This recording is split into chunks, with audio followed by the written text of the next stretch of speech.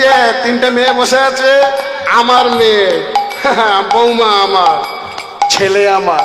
এই বড় পুকুরটা দেখছো, সানের ঘাট আমার, আমার ওই বাড়িটাই আমার, ওই দুটো গাড়ি স্করপিও আছে আমার, শুধু আমার আর আমার।